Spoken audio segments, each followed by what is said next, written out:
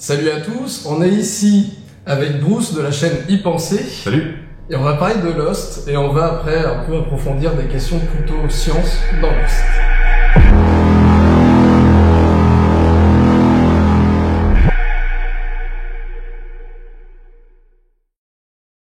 On va commencer tout doucement, donc il y a 5 questions surtout sur ton rapport entre toi et la série. Ouais. Ensuite 5 questions vraiment sur la science, sur l'île. Okay, et après on va plus parler de 5 dernières questions sur la crédibilité dans les œuvres de fiction, est-ce que c'est important, des choses comme ça. Ouais. La première question, quel a été ton premier contact avec la série? Alors, mon premier contact avec la série était pas génial. Parce qu'en fait, c'était quand ça passait sur TF1 pendant l'été. Donc c'était genre un épisode par semaine, un truc comme ça. Ouais, peut-être 2. Ouais. Et j'avais loupé, je pense, les premiers épisodes. Ce qui fait que moi, j'étais en vacances chez la belle famille et eux, ils regardaient ça. Et moi, je me rappelle juste du précédemment, dans Lost, les disparus. Et ça avait l'air nul. Ça avait l'air vraiment nul. Et c'est ma femme qui m'a dit non, c'est vachement bien, tu devrais t'intéresser. Et du coup, j'avais dit bon, quand ça sortira en DVD, parce que j'avais déjà beaucoup la culture du DVD, je prendrai la saison 1 en DVD et je verrai. Et j'ai vu. Ok, très bien. Donc tu vois, donc t'as repris dès le premier épisode en DVD. Voilà, mais en gros, un an après, quoi. Ok. Un an après tout le monde, ou 6 mois après tout le monde, je sais pas quand c'était sorti, mais voilà. Ok. Si je te dis Lost, c'est quoi le premier truc qui te vient en tête, là, comme ça? Maintenant, là, c'est les disparus, mais ça, c'est nul. Bah, en règle générale, on te dit, ouais, tu connais Lost, c'est quoi le premier truc qui te vient en tête? Oh, putain, il y en a plein. Je vais penser Dharma, je vais penser Locke. Je vais penser, spoiler, Not Penny's Boat. Oui, il va y avoir du spoiler. Oui, bah oui. Oui. Bon, après, ça fait des années que c'est terminé, les gens mettez-vous à jour, quoi. Not Penny's Boat, il va y avoir la fin que j'adore. Il va y avoir la musique de la fin. Ouais. Où toi-même, tu sais. Ouais. On en parlera plus tard, sinon on va pleurer. et le générique. Ouais. Ouais. Parce que c'était quand même assez rare de voir un générique aussi court et avec un son qui voulait rien dire. Le fait que le générique arrivait parfois après 15 minutes, ça choquait pas parce que dans la série d'avant de J.J. Abrams, Alias, des fois le générique il arrivait après 20 minutes. C'est-à-dire qu'on se disait c'est fini, ah non ça commence, d'accord. Et non mais il y a des épisodes, tu te dis c'est la moitié de l'épisode, d'un coup t'as le générique. Et puis pour le coup c'était un vrai générique en plus avec la musique et de merde. Et ouais, le générique m'a vachement marqué. Ah ouais. Et tu sais que la musique du générique, c'est Abrams qui l'a fait vite fait. Mais ça m'étonne pas du tout. Et ben c'était lui aussi qui a fait la musique du générique de Fringe. Elle est trop bien la musique du générique. Et la vidéo du générique de Fringe, c'est Andrew Kramer de Video Copilot, lui qui fait les tutos sur le web de After Effects. Énorme. Hey, Andrew Kramer. As-tu un ou des personnages favoris? Locke. J'adore Locke. J'aime beaucoup Benjamin Linus, même si ça dépend des moments. Ouais. Desmond, j'aime beaucoup. En fait, j'aimais beaucoup la période qui finalement était très courte. Moi, dans ma tête, c'était très long, puis quand j'ai revu, je me suis rendu compte que c'est court. La période Desmond Charlie. Ouais. Dans ma tête, c'était genre des potes pendant 4 saisons, en fait, rien. Mais après, ce qui se passe, c'est qu'il y a plein de personnages. C'est-à-dire que plus tu vas me laisser de temps, plus je vais me rappeler de personnages. Comment il s'appelle? Ah, putain, Monsieur Echo. Ah oui. Monsieur Echo, qu'est-ce qu'il était bien. Lui aussi, pareil, ça n'a pas été très long. Et pourquoi Locke en premier? Pourquoi c'est le premier que t'as dit? Locke, il était trop, c'était le personnage parfait, quoi. Il avait trop la classe, il était complètement badass. À l'époque, j'avais pas du tout senti venir le fait que le mec, à la base, avant d'arriver sur l'île, était handicapé, qu'il avait quand même eu une vie de merde. Parce que, t'as quand même bien une vie de merde. Et il aura une vie de merde par la suite. Ah putain, mais alors lui, c'est vraiment, ouais. Après, moi, il y a un personnage que j'aime beaucoup moins. Et c'est, et c'est pas de sa faute. Mais c'est comme ça, c'est Michael. Ah oui, ok, ça. Parce que il fait plein de trucs, mais ce qui te reste à la fin, c'est Wild. Alors qu'il y a beaucoup plus que ça. Mais oui. Mais et même malgré son retour dans le cargo et tout, non, tu veux pas. Ouais, non, si tu veux, c'est en vrai, c'est-à-dire que quand je regarde la série, je suis content de le voir, je suis content de voir son évolution et tout. Bon, après Anna Lucia. Comment elle s'appelle la meuf de Hurley là? Libby. Tout ça tu te dis quand même quoi. Mais ce qui reste après coup, quand ça fait des mois que t'as plus vu, ce qui te reste c'est what? Putain, c'est bon quoi. Est-ce que t'as une saison, voire un épisode que tu préfères plus que le reste? il y a des moments vraiment où je me suis dit, la série que je suis en train de regarder, putain, c'est une série qui est différente. Moi, je me rappelle du premier épisode de la saison 2, au tout début, quand on voit Desmond, donc il commence à faire sa routine avec Make your own kind of music, et ça, et que on se dit, mais c'est quoi, c'est un flashback ou quoi? Non, mais en plus, ce qui se passe, c'est que moi, je les regarde en DVD, donc je sais que c'est Lost. Mais c'est quelqu'un qui regarde ça à la télé. Parce que ce qui se passe, voilà, ce qu'il faut savoir, c'est qu'aux États-Unis, quand vous regardez une série, c'est coupé, par exemple, par une pub, mais il y a rien entre. C'est-à-dire que d'un coup, il y a une scène qui s'arrête, puis vous avez une pub, puis vous avez une scène d'un autre truc, ou une bande-annonce, donc c'est-à-dire que les gens pouvaient se dire, ça a pas encore commencé. Et ce truc-là, et puis d'un coup, on entend l'explosion, et on suit, et on comprend qu'on est pile là où on s'est arrêté. Ce moment-là était fort. Des épisodes que j'ai kiffé, j'ai adoré l'épisode qui se passe des siècles avant avec la mère de Jacob et son frère. Voilà, mais bon, ça c'est. Mais cet épisode, il est bien parce qu'il y a toute la série autour. C'est une origin story, quoi. C'est nécessaire. Il y en a peut-être dans les commentaires qui pourraient dire que c'est le pire des épisodes. Tu vois, il y en a qui le pensent. Ouais, mais bon, après, si tu veux, c'est statistiquement. Il y a tellement de gens qui ont regardé cette série que nécessairement il y a des gens qui ont tort. Voilà. Mais c'est marrant de la part venant de toi qui est plutôt on pense Bruce c'est scientifique. Son épisode préféré à Bruce, c'est l'épisode qui nous parle du cœur de la mythologie du truc.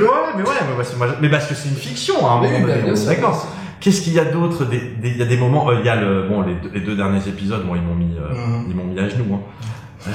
Mais complètement. Et il y a l'épisode, alors je sais plus, en gros, alors c'est dans les flashbacks et les machins, c'est l'épisode où Jack, je crois qu'il est avec Kate, non, c'est Sawyer qui est avec Kate et ils reviennent chez les autres pour libérer Jack. Oui. Et Jack il est en train de jouer au football américain avec les mecs. C'est pas les flashbacks. Elle est avec Saïd et Locke et lui il est en train de jouer au football avec Tommy Friendly. C'est ça, c'est pas les flashbacks, mais c'est genre saison 2 en plus. 3, voilà. Voilà, toute cette période, mais moi en fait c'est vraiment des périodes que j'ai aimé. Mais ça c'était vraiment une période un peu exploration de l'île qui était très sympa.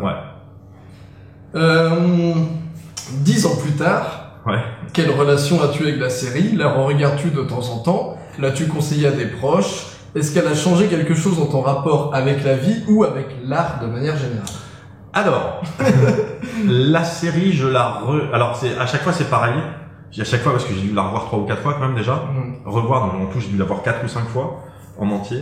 Et à chaque fois en fait c'est pareil, c'est quand je me dis non, je vais pas regarder Lost maintenant, ça va être putain c'est un tunnel le truc, voilà.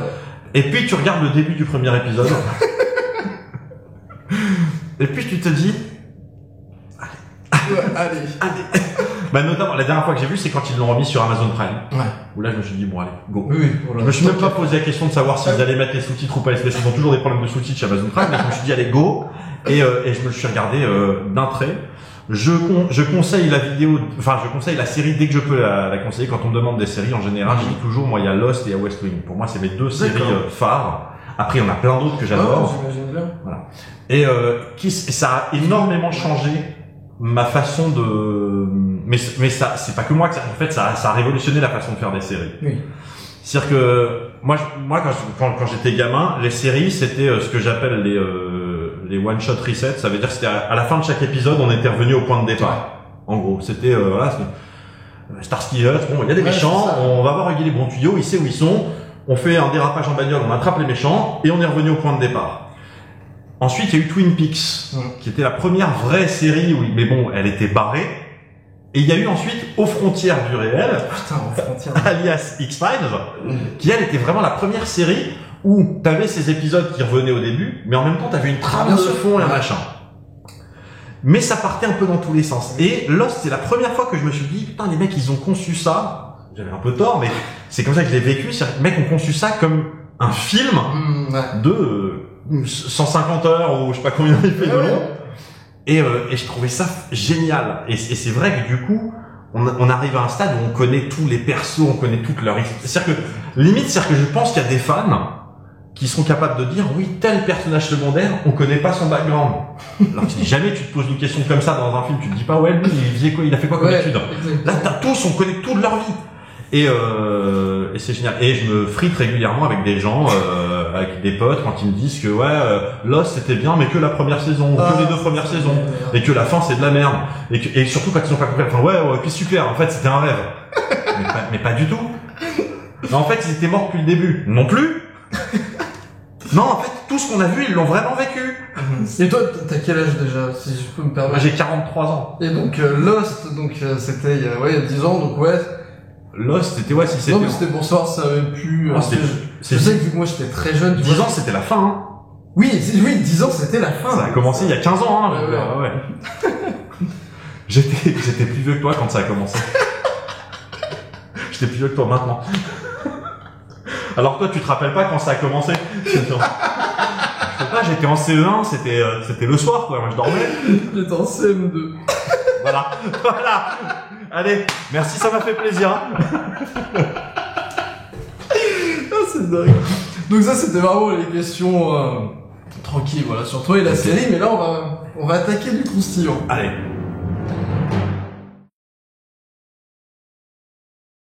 Dans Lost, on apprend qu'il existe des poches d'énergie électromagnétique dans le monde.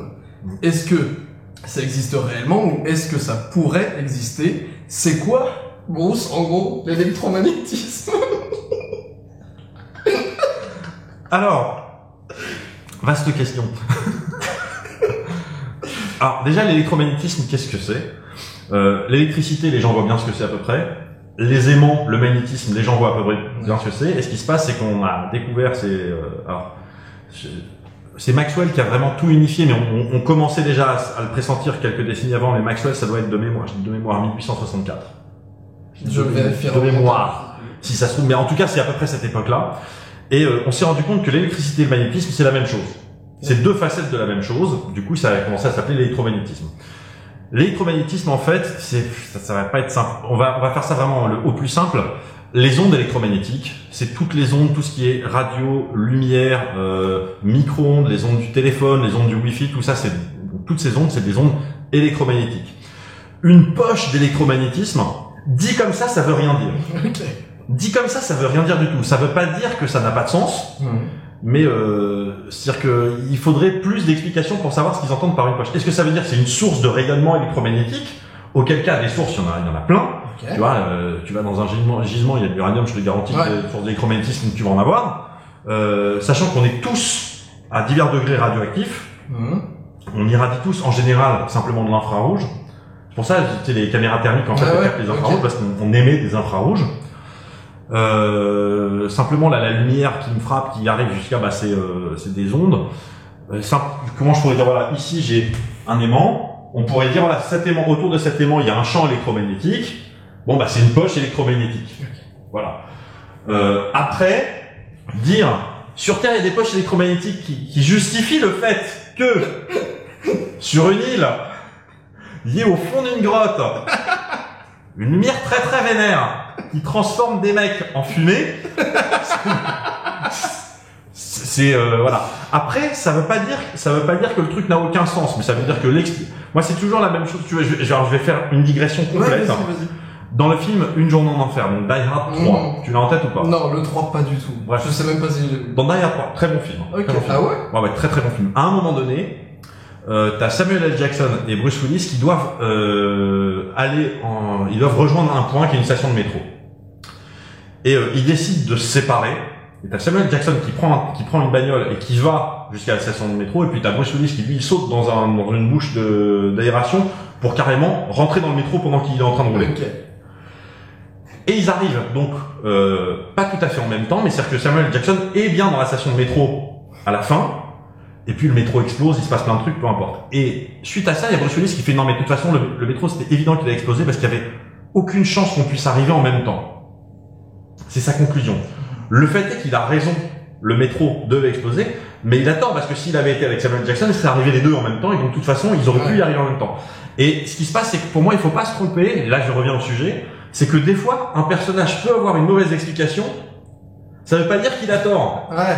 C'est-à-dire que le perso peut dire, oui, il y a des poches d'électromagnétisme, peut-être qu'il comprend mal le truc, ça veut pas dire qu'il y a rien.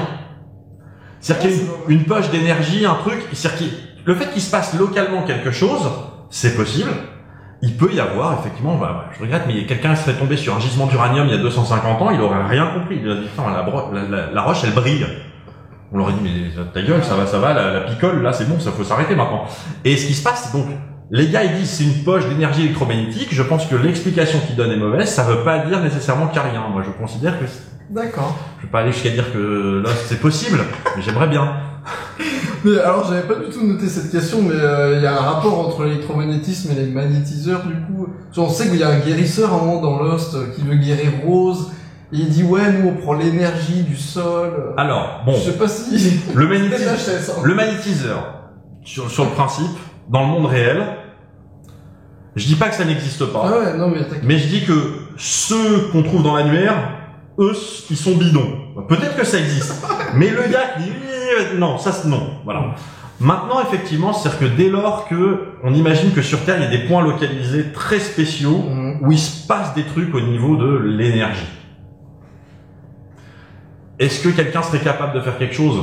Franchement, j'y crois pas une seconde. Pourquoi on les appelle les magnétiseurs? Alors, c'est ça que je comprends. Parce que si tu veux, c'est exactement comme t'as des gens aujourd'hui qui parlent de télépathie quantique. Ouais. C'est-à-dire qu'en fait, c'est le mot, je pense que c'est un truc qui est apparu quand on a commencé à parler d'électricité et de magnétisme. Et donc, voilà, et c'est pareil, si tu veux, c'est les premiers, j'aime beaucoup la vie de Sergei Rachmaninov, le compositeur, qui à un moment donné a fait une grosse dépression. Il était, plein d'histoires, on s'en fout, mais il a été traité par un médecin, un mec très bien, qui était neurologue, hypnotiseur, magnétiseur. Enfin, c'est-à-dire que le mec, mais c'était à l'époque, si tu veux, et le gars, c'était un gars sérieux, mais c'est-à-dire qu'à l'époque, les mecs, ils mettaient tout, ils collaient tout et n'importe quoi, ils avaient pas la théorie derrière, donc voilà, le mec était magnétiseur, hypnothérapeute et psychologue. Et ce qui se passe, et neurologue. Et c'est en tant que psychologue, vraisemblablement, qu'il a réussi à sortir l'autre de sa dépression. Mais pourquoi on appelle ça magnétiseur? Parce que comment tu veux appeler le gars qui dit ouais, j'ai un problème, et le mec qui te fait ça? Mec, tu peux pas dire que c'est pas un masseur, il te touche pas. Donc tu dis voilà, un énergiseur. Et d'où les soins quantiques maintenant. Voilà. Et pour que le message passe, tu apportes une caution scientifique au truc en disant bah c'est du magnétisme en fait. Bon, on est peut-être parti, je sais pas où, mais... Non, t'avais peut-être autre chose? Non, pas du tout. Après, non, mais moi, ce que je dis toujours sur ces trucs-là, c'est parce que, à titre perso, je considère que ces gens-là sont des charlatans. Maintenant, si vous avez mal au bras, que vous allez chez un gars qui fait comme ça, et que vous avez plus mal au bras après, peut-être que c'est que le placebo, peut-être que le mec a une technique de fou, peut-être qu'il vous a filé des médocs en scratch, j'en sais rien, mais au final, si vous allez mieux, quoi. Ouais. Voilà. C'est des charlatans. Alors, ça va te rappeler un début d'échange qu'on a eu sur Twitter il y a quelques mois. Vas-y. Attention, accroche-toi. Voilà. On apprend dans la station de l'Hydre que, je cite... Alors attends, juste pardon. La station de l'Hydre, c'est en plus, je me suis totalement gouré, c'est l'Orchidée en plus. Est-ce que tu vois, c'est... L'Orchidée, c'est laquelle? C'est celle où ils font voyager des lapins dans le temps et que, en fait, Ben, il casse le truc pour accéder à la roue. Oui, voilà. Ok, c'est bon. Donc... C'est quelqu'un qui connaît pas la série qui arrive là. Donc c'est là où on fait voyager des lapins dans le temps et Ben casse un truc pour accéder à une roue. Qui le téléporte en Tunisie. Mais, voilà. Mais qui, dans le même temps, déplace l'île. Dans une autre poche d'énergie électromagnétique. En fait, elle est complètement con, cette série. Alors,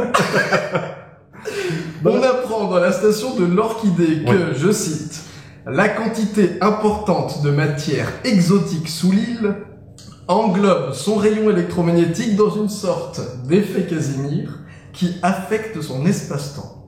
Est-ce que ça veut dire quelque chose? Alors, chaque mot veut dire un truc. Dit ensemble, ça veut pas dire grand-chose, c'est spoiler.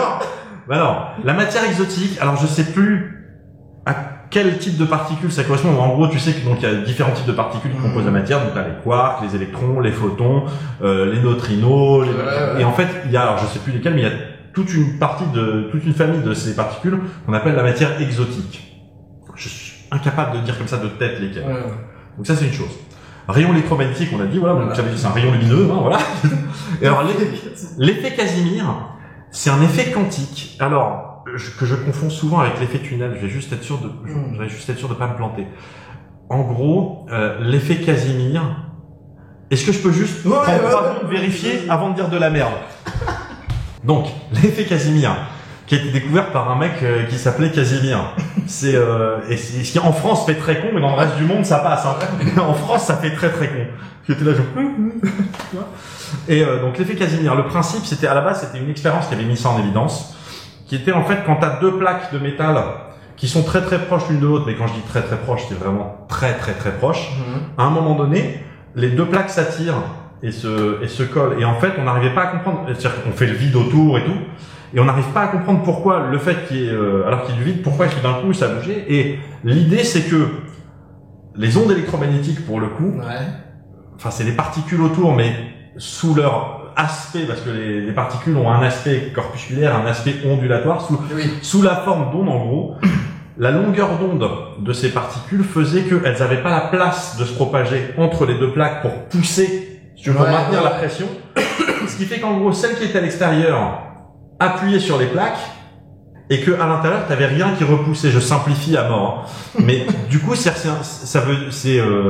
un des effets de ce truc là, c'est de montrer que en gros que le vide n'existe pas. D'accord. Voilà. Et alors du coup lier un rayon électromagnétique à un effet Casimir, ça c'est legit. En imaginant deux plaques qui sont séparées par un millième de nanomètre et pas une île qui fait plusieurs kilomètres de large. Ben oui, c'est ça, parce que... Deux îles, d'ailleurs. C'est pas une île, c'est deux îles. La matière exotique sous l'île l'englobe dans une sorte d'effet Casimir. Déjà, rien que ça, tu te dis, mais par rapport à matière quoi exotique, non, mais c'est pas ça, c'est, imagine, je te dis, il y a un truc en dessous de toi qui t'englobe. Déjà, déjà là, il y a un problème. Rien que déjà là, il y a un problème, si tu veux. Il y a un truc en dessous de toi qui t'englobe dans un genre d'effet. Alors c'est pas l'effet Casimir. Les mecs, ils sont pas mouillés. Pas c'est l'effet. C'est un genre d'effet Casimir. C'est un genre. Hein, tu vois l'effet Casimir? Voilà. En gros. Donc on part sur ça ne veut rien dire. Non, on part sur ça veut pas dire. On part sur le fait que les mecs essayent de dire qu'il y a une explication scientifique. Qu'ils ne comprennent pas bien. Et pour moi, ça cadre. C'est-à-dire que c'est-à-dire qu'on aurait demandé à Lindelof, c'est quoi cette histoire avec le mec te dit, bah attends, c'est facile, je t'explique, c'est parce qu'il y a la matière en dessous qui est dans une forme d'effet Casimir machin. On aurait dit, mec, ferme ta gueule, tu dis de la merde. Mais les gars, en fait, si tu veux, sont les héritiers de toute l'étude d'Arma, qui a étudié pendant des décennies à essayer de comprendre, surtout, faut imaginer les mecs, ils ont étudié dans les années 60, 70, tu vois, où les mecs, ils faisaient que dalle à tout ça. Et avec toute l'équipe, comment il s'appelait, Alvarenzo, c'est ça. avec tous ces trucs là. Et donc les gars ont une explication qui est un peu foireuse. Mais moi ce que je retiens, c'est que les gars ont étudié, ils savent pas dire précisément, mais ils sont capables par contre de constater. C'est-à-dire même s'ils ont la mauvaise explication, au moins ils peuvent nous dire voilà ce qui se passe si on tourne la roue.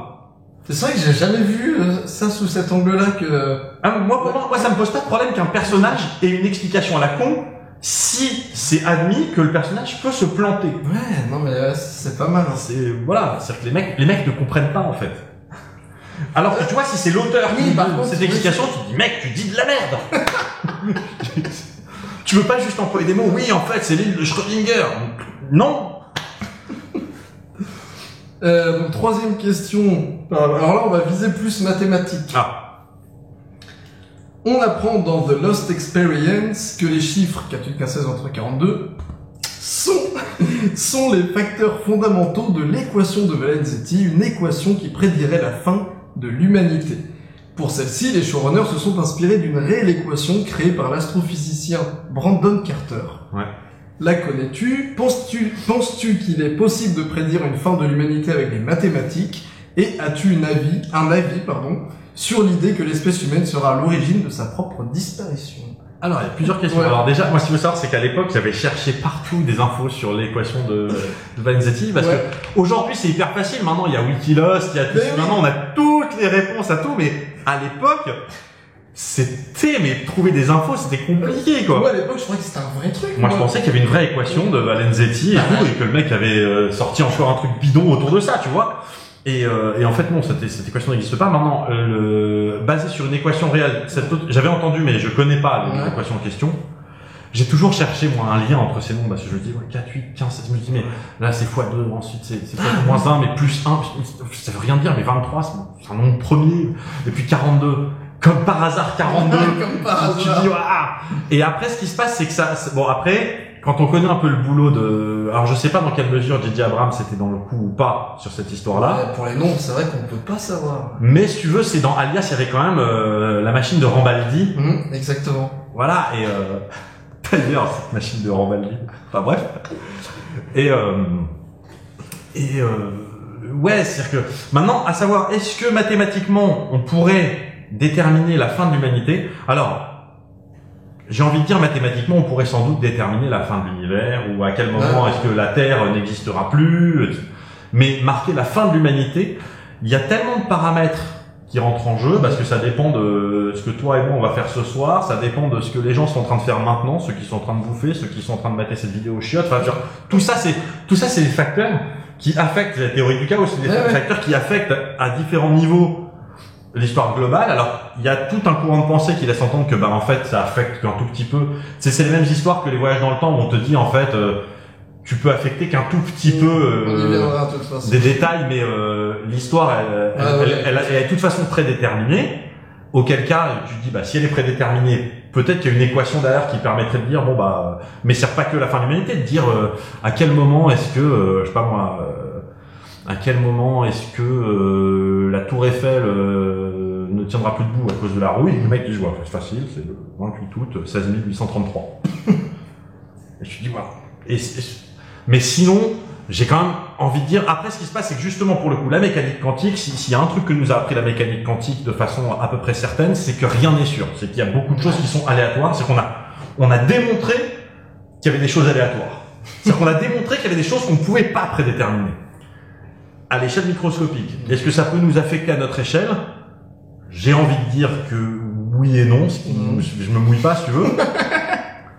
Mais sur le principe, voilà. Est-ce que le 4, 8, 15, 16, 23, 42 pourrait nous dire, attention, 21 décembre 2012, c'est la fin du monde?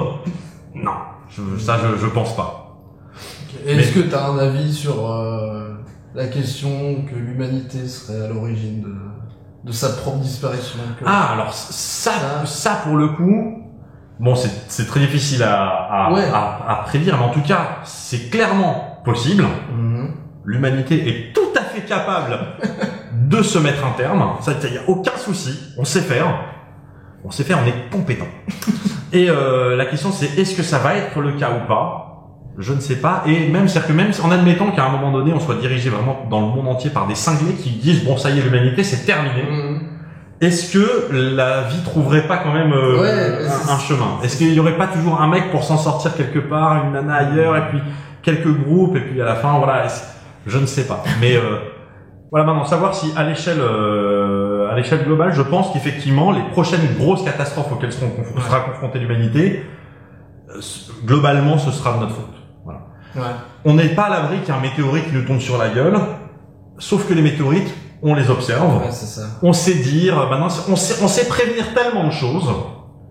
Alors, localement, il y aura toujours un tsunami, un tremblement de terre, il y aura un nouveau virus qui va apparaître, qui va décimer 100 000, 200 000, 3 millions de personnes. Mais la fin de l'humanité, vraisemblablement, nous, on aura merdé. Ok. Bonne journée. Alors, parlons un peu voyage dans le temps. Le sujet qui est si simple pour les auteurs. Dans ta vidéo sur les voyages dans le temps, tu expliques que l'utilisation du tout s'est toujours passé ne résout pas tous les paradoxes. En effet, si je remonte dans le temps pour donner Hamlet à Shakespeare, avant qu'il ne l'écrive, qui a donc écrit Hamlet? Voilà. On retrouve le même exemple dans la saison 5, avec la boussole que donne Richard à Locke en 2007, en lui disant que c'est Locke qui lui a donné, boussole que Locke redonne à Richard en 54, en lui disant que c'est Richard qui lui a donné. Qui a donné la boussole en premier et pourquoi? Nous ne le savons pas.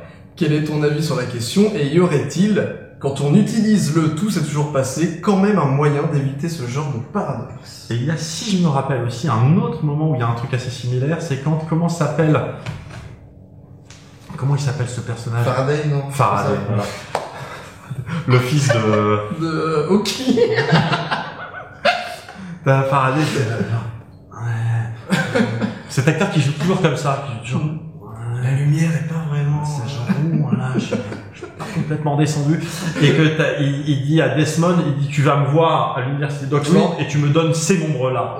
Et moi, pendant longtemps, je me suis dit ok, en fait, ce qui se passe, c'est qu'il lui donne les nombres, alors que Faraday vient de découvrir les nombres. Un peu comme dans Retour à le futur. Oui, c'est ça. Quand il dit ah, tu t'es cogné parce que c'est là que t'as eu l'idée de machin.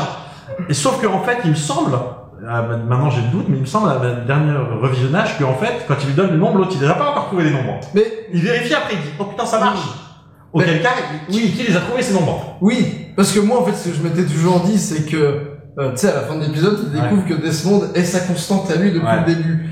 Donc je me suis dit c'est bien parce que pour lui Desmond a toujours été à l'origine du truc. Oui. Mais alors pourquoi il s'en souvient pas, tu vois, c'est ça qui est... Oui, bah c'est en fait c'est la morale de ce truc là, c'est que c'est très compliqué d'écrire sur le voyage dans le temps, de toute façon. Et franchement, il s'en sort pas mal. Il s'en sort pas mal. J'ai vu pire. Non, mais surtout qu'en plus, moi je me rappelle ce qui m'avait fasciné, c'était quand il y a toute l'histoire de la bombe atomique, et que, au visionnage d'après, quand ils arrivent saison 2, qu'ils visitent le bunker, et qu'il y a Saïd qui fait, marrant là, normalement, ce genre d'isolation, on le fait quand il y a eu une explosion atomique. Bonne journée. Mais tu te dis, waouh! Dis les mecs, ils avaient lâché ce truc là comme ça, en se disant peut-être qu'on va l'utiliser un jour, on sait jamais. Et, putain, 3 ans après, tu te dis, ah ouais, effectivement. Maintenant, pour revenir à la question, donc, si tu veux, c'est un paradoxe qu'on peut pas résoudre. C'est qu'au final, la boussole, elle vient d'où? Ben oui, c'est ça. C'est-à-dire qu'en fait, mais limite, c'est-à-dire qui l'a trouvé, qui l'a acheté, à un moment donné, c'est-à-dire qu'elle, tu dis ok, mais tu prends de n'importe, parce qu'en fait, le problème, c'est que nous, on pense le temps de façon linéaire. C'est pour ça, c'est qu'on n'arrive pas à le penser comme il faut. C'est-à-dire pour que ça marche. C'est-à-dire que tu prends à n'importe quel moment de l'histoire, tu dis voilà, maintenant, qui a la boussole? Tu dis bon, bah, c'est Richard. D'où il l'a? Parce que Locke lui a donné. Mais Locke, il l'avait d'où? Parce que Richard lui avait donné. Et après, t'es dans une boucle. C'est ça. Et en fait, ce qui se passe, c'est qu'il faudrait être capable de penser une dimension supplémentaire où t'aurais une première histoire où c'était, je sais pas, moi, mettons, c'était Richard qui avait la boussole au début. Tout début, il l'avait, voilà. Il l'a donné à Locke. Et puis Locke, il vient, il lui redonne. Et qu'ensuite, et du coup, tu rentres quasiment c'est quasiment un univers parallèle, en fait. C'est exact, si tu veux, c'est ce que j'expliquais dans ma vidéo sur Voyage dans le temps, c'était, t'as Shakespeare qui écrit Hamlet dans l'univers A. Ensuite, tu voyages dans le temps, dans l'univers B, tu le donnes à Shakespeare. Et après, tu boucles.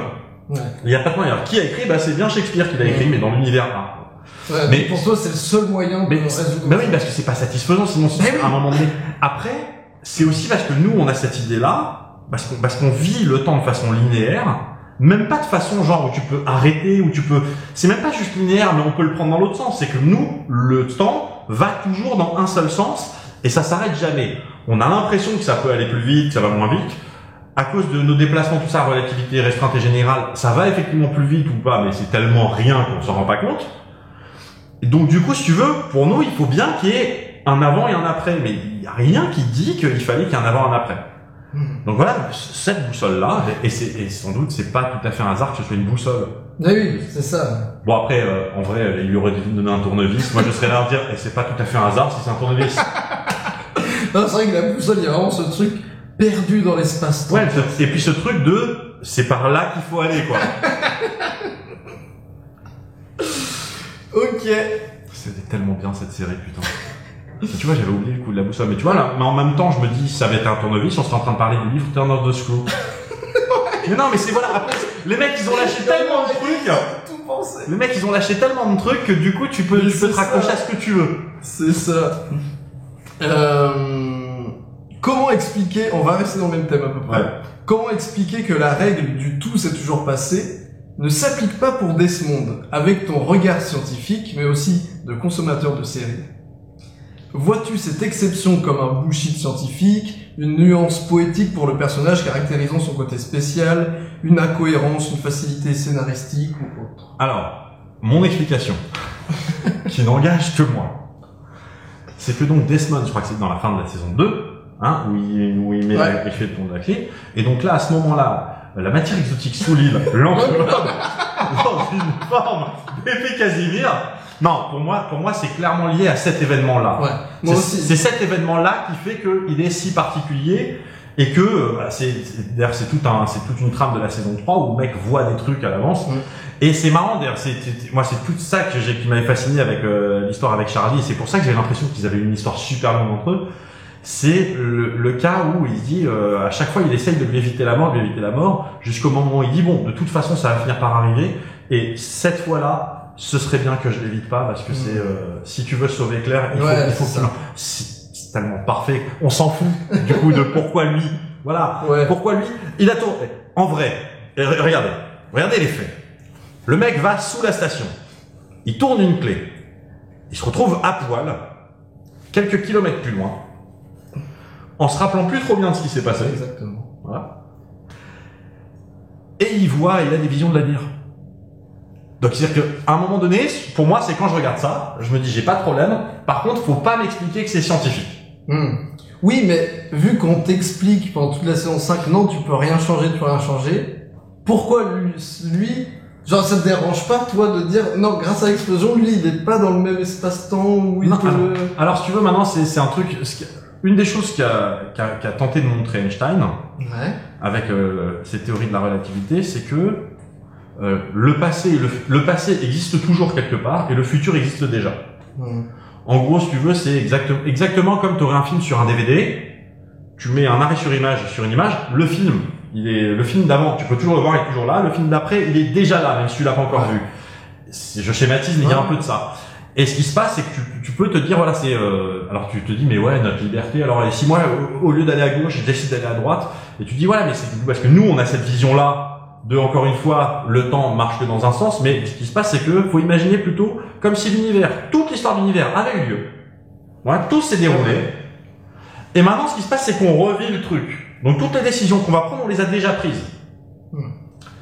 Et c'était dans Matrix, où elle dit, t'as l'oracle qui dit ça à Neo, qui dit, ouais, mais t'es pas venu pour choisir, le choix, tu l'as déjà fait, t'es venu pour essayer de comprendre le choix que t'as fait. Exactement. Donc il y a un peu de ça. Et tu te dis, du coup, peut-être que Desmond, c'est-à-dire que, et là, pour le coup, donc ça repose sur quelque chose de théoriquement valable, scientifiquement, qui est de dire que l'avenir existe déjà.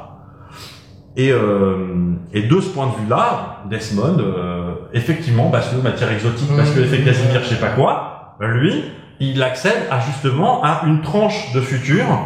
Alors après, on peut se poser la question, mais alors, pourquoi est-ce qu'il voit pas tout le futur? Pourquoi est-ce qu'il voit juste le futur de Charlie quelques minutes plus tard? Mais après, il y a aussi tout le délire de, tu sais, quand il doit appeler Penny, donc il remonte en 96, je crois. Ouais.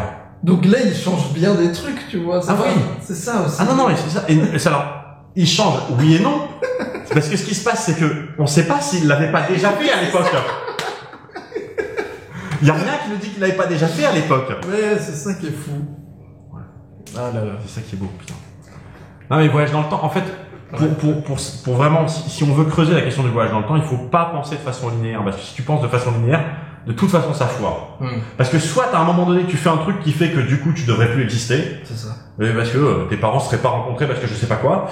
Soit t'es dans une boucle permanente et tu dis mais du coup ça n'a jamais commencé. Il y a un film que je te conseille si tu l'as pas vu, que je vous conseille aussi, qui est génial pour ça, que je vais pas du tout spoiler, c'est Prédétermination. Jamais vu. Alors Prédétermination, c'est pas un grand film, c'est un petit film avec Ethan Hawke qui parle vraiment que de ça. Ah ouais. Et le film est, c'est-à-dire que scientifiquement, je suis pas sûr que ce soit méga valable, mais le film est parfait. C'est-à-dire que tu regardes le film, tu fais genre oh, putain, wow. Prédétermination. Et puis et maintenant, si tu veux un film intelligent sur le voyage dans le temps. Un film vraiment bien écrit, bien conçu sur le voyage dans le temps. Mais si tu sens que ça a été écrit par des mecs qui ont envie de fabriquer une machine à voyager dans le temps. Tu vois, qui se disent comment on pourrait faire, c'est Primer. P-R-I-M-E-R. Mais alors par contre celui-là, pour donner une idée, c'est-à-dire que moi je suis cool en anglais, tu vois, je parle bien anglais, y a pas de problème. Avec les sous-titres et tout, la première fois que j'ai regardé, j'étais quand même là à faire pause de temps en temps, prendre des notes, à dire attends, qu'est-ce qu'il raconte? Et t'as des sites internet qui te montrent. Ah, parce que donc dans le film il y a du voyage dans le temps, ça pour le coup c'est pas un spoil, mais t'as des vidéos sur YouTube qui expliquent la chronologie des événements dans ce film, et c'est un truc, ça part dans tous les sens, mais c'est valide. Ok. Ça tient, c'est-à-dire que tu te dis, ok, donc mais ce mec là, mais ah oui, donc ça c'était parce qu'il a, et donc ça c'est parce que, d'accord. Et c'est donc c'est tout s'est toujours passé dans ce film, tout est. Alors pas tout à fait, parce que ce qui se passe c'est que les mecs ne voyagent. Non, bah oui. Les mecs voyagent pas dans. En fait, c'est une théorie que j'aime bien. Ce qui se passe, c'est que le voyage dans le temps te permet pas de voyager dans le passé. Il te permet de voyager à partir du moment où la machine à voyager dans le temps existe. Oui, c'est vrai, il y a ça. C'est-à-dire qu'en gros, tu imagines que voilà, on fabrique une machine à voyager dans le temps, toi et moi, on la met là.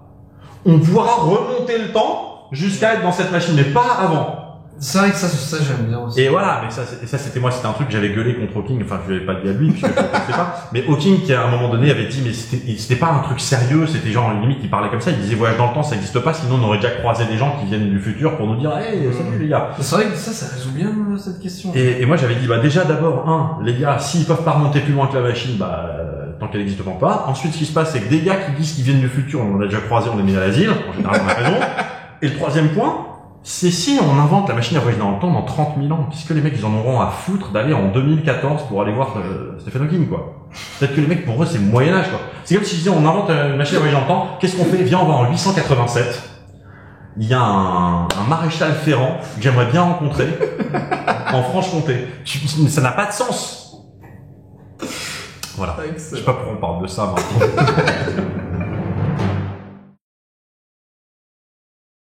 Donc là, on est aux 5 questions, on va plus parler de crédibilité maintenant. Ouais. Donc puisque tu as une large culture scientifique... Et alors, moi j'avais la réponse de Claire, c'est effet Casimir. Non, on sait.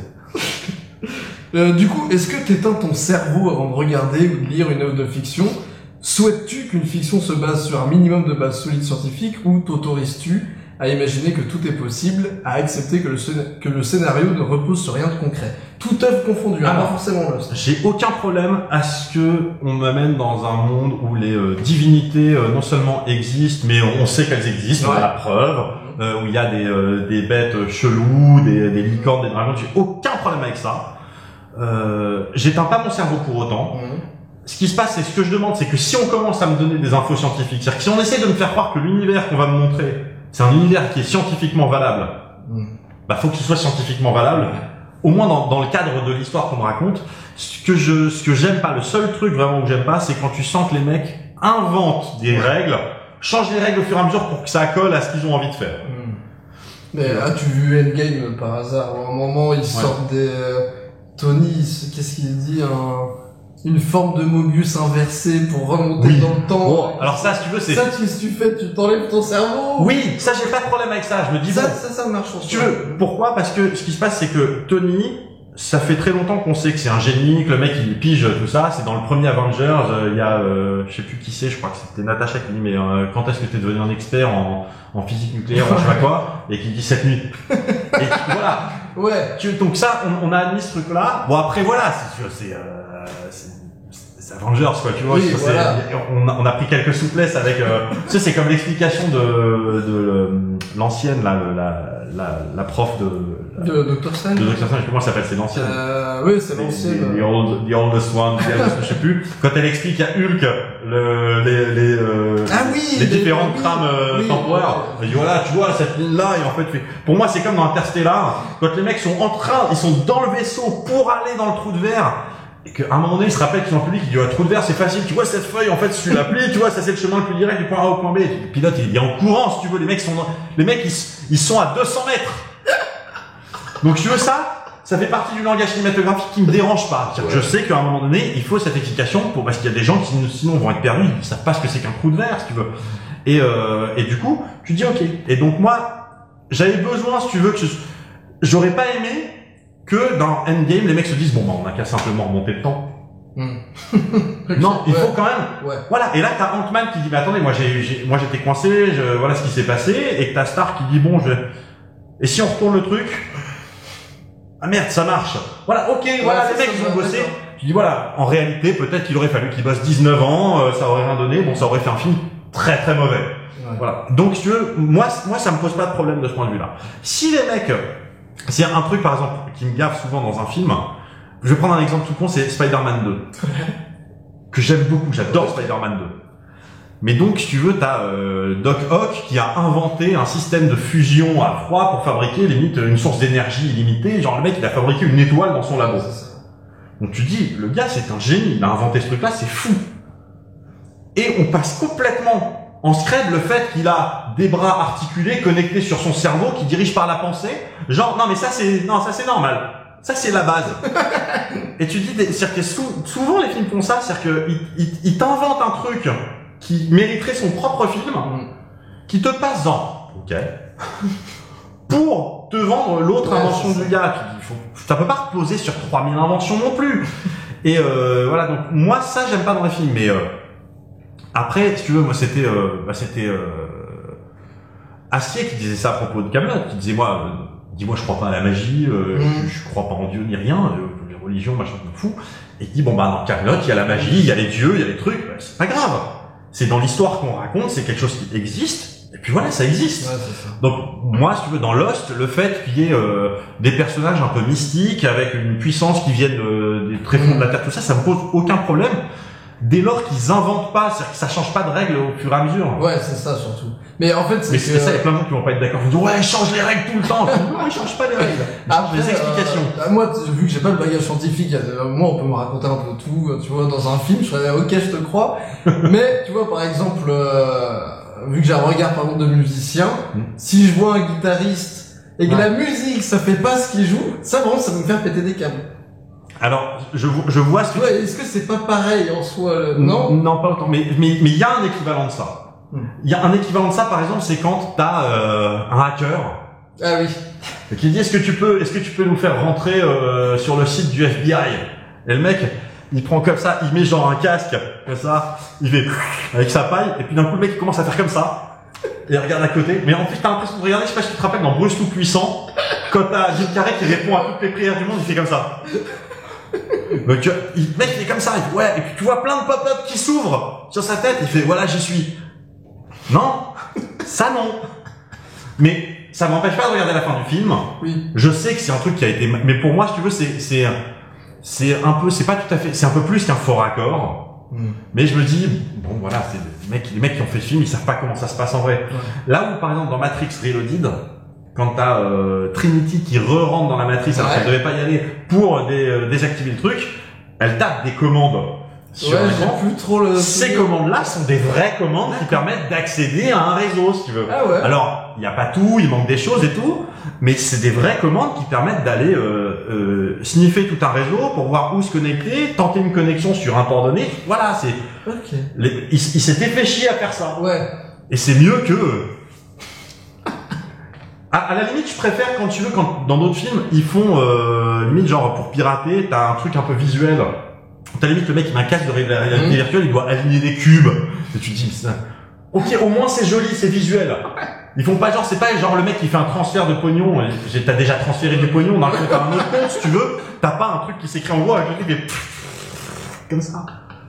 Non, en général, si tu fais un virement, tu fais clic, on te demande de mettre ton code pour valider, tu valides. Et puis 5 jours après, l'argent a été viré. Si tu veux, s'il y a pas le... Oui, c'est bon, tous les comptes sont machin. Merci.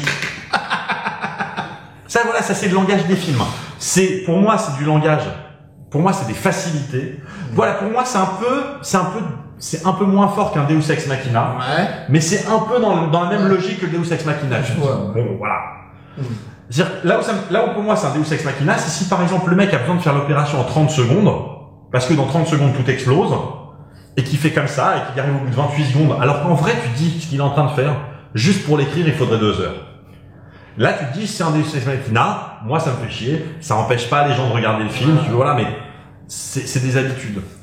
Après, si on essaye de m'expliquer que le film va être ultra vénère, genre attention si tu veux ça va être comme ça, c'est d'ailleurs une des raisons pour lesquelles il y a plein de gens qui ont gueulé après Interstellar. Ouais. Parce que un des arguments commerciaux d'Interstellar, c'était de dire le conseiller du film, Kip Thorne, c'est un des grands spécialistes des trous noirs. Ce qui est vrai, c'est sans doute lui qui a trouvé le nom trou noir. Ah ouais. Donc le mec il a écrit un bouquin qui est top sur le sujet en plus. Enfin, il a écrit sans doute d'autres, mais il y en a un qui s'appelle Trou noir, distorsion du temps. Génial. Et on disait, quand ils ont fabriqué le visuel du trou noir, ils ont respecté les équations de tout ça et ils ont fait avancer la science. Je me rappelle. Ce qui est pas tout à fait faux, mais ce qui est pas non plus vrai. Voilà, c'est-à-dire que Jean-Pierre Luminet avait déjà fait dans les années 70 des représentations qui étaient d'ailleurs mieux. C'était juste visuellement moins beau parce que c'était avec des ordinateurs des années 70, mais ça prenait en compte notamment tout ce qui est comment il s'appelle cet effet là, l'effet. Je sais pas. Si tu ah putain, je sais plus. Enfin, l'effet qui fait que en gros quand un signal s'éloigne ou se rapproche, sa fréquence est plus haute ou plus basse. Voilà, bon, bref. Mais il a cherché pendant ce temps-là, il a mis le nom ici. Voilà. Et en fait, les gens ont, du coup, se sont dit, ah, ok, Interstellar, ça va être genre 2001, quoi, ça va être le truc qui va être carré. Et puis à la fin, l'autre qui, bon, spoiler. L'autre, il saute dans le trou noir, et il se retrouve dans la bibliothèque de sa fille, il lui envoie des messages et tout, tu te dis, waouh, et en fait, la 5e dimension, c'est l'amour. Et du coup, t'as plein de gens qui ont gueulé en disant, mais c'est de la merde, ce film. Alors qu'en vrai, moi, j'adore ce film, et je trouve que la fin est superbe. J'aime beaucoup. Mais la fin est pas scientifique. Oui, c'est vrai. Et puis pareil, là, on est dans le truc qui est toujours arrivé. Oui, ça, par contre, ça, c'est sûr. Voilà, je sais plus quelle était la question de base. C'est comme ça que j'entends le. De toute façon. Oui, non, c'était la question, c'était est-ce que j'accepte, en fait, est-ce que j'ai pas mon cerveau, est-ce que j'accepte? Ouais.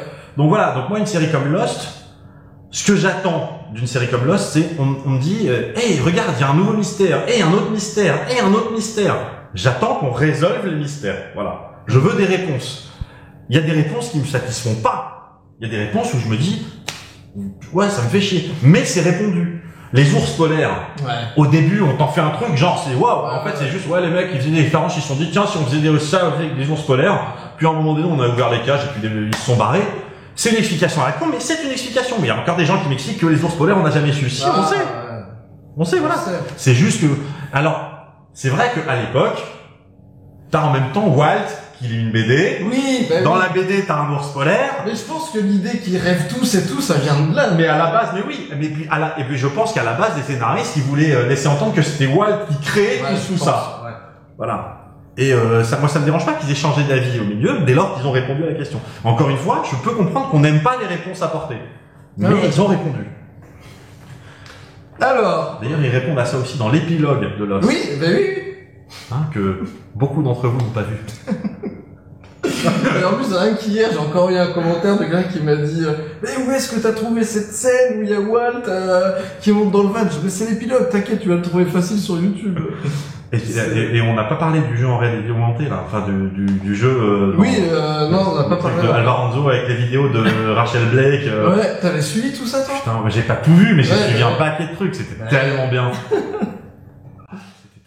Surtout qu'on savait jamais ce qui était vrai, faux, qu'est-ce qu'ils ont imaginé, mais t'as l'impression qu'il y a... Mais des faux sites internet complets. Mais oui! On disait les mecs sont des génies, alors que pas du tout. Genre, mais c'était, les mecs ont utilisé tout internet, quoi. Puis il y avait le faux documentaire qui était passé sur ABC, qu'ils ont fait croire que ça datait des années 70 et tout. Et puis il y avait aussi les web épisodes qu'ils avaient fait pendant la pause, là, avec l'autre, avec sa montre et machin. Ben Lost Pieces. Voilà, c'est ça. Ouais.